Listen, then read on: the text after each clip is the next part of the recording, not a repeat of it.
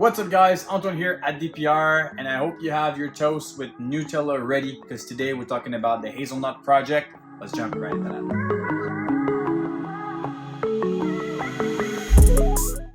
Alright guys, talking about the hazelnut project. This is the original hazelnut female that we got back in 2016, 2017, close to that.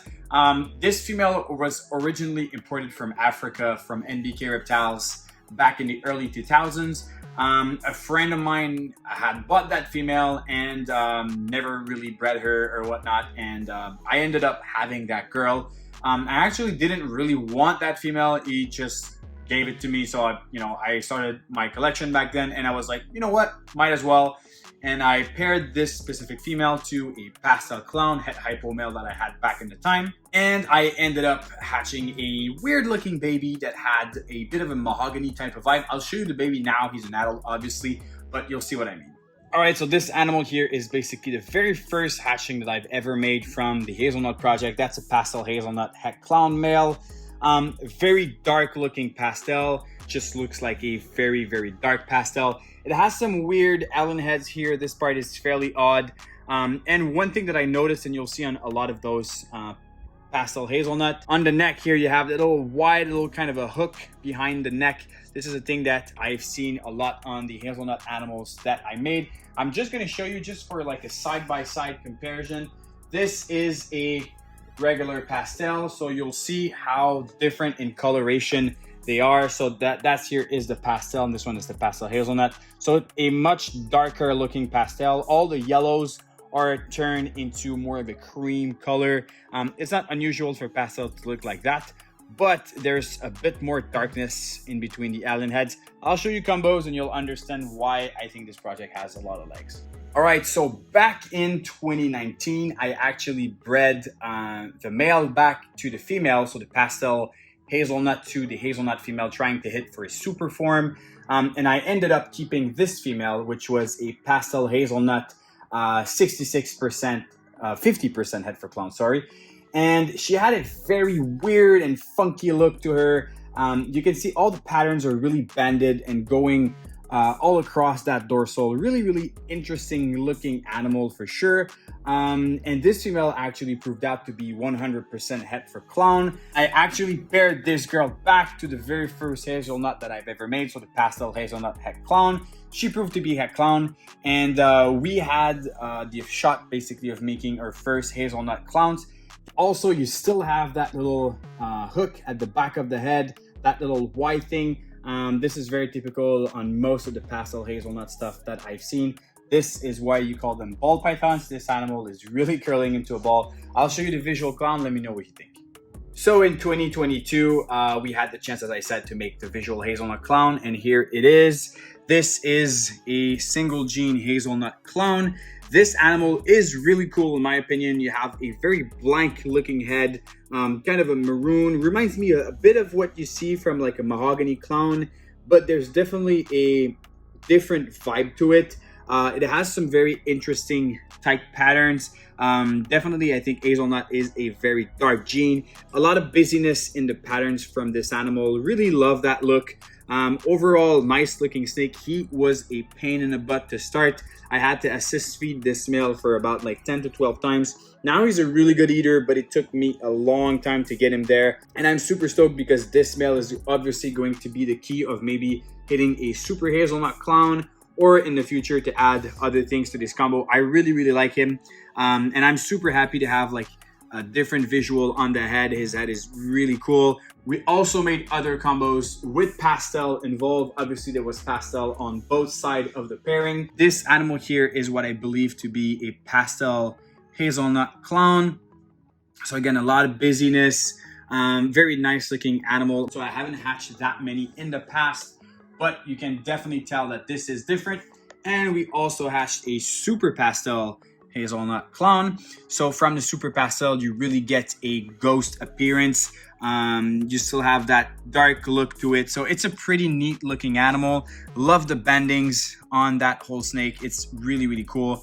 If you can show your head. So that's what I believe to be a super pastel hazelnut clown, and a pastel hazelnut clown. And all the babies from the clutch actually turned out to be hazelnut. I'm pretty confident about that. So either we had crazy good odds from hazelnut to hazelnut, or the mother, the pastel hazelnut clown, is actually a super hazelnut. It's probable, it's possible she comes from a pastel hazelnut to hazelnut, so it's a possibility, and she has a very different look.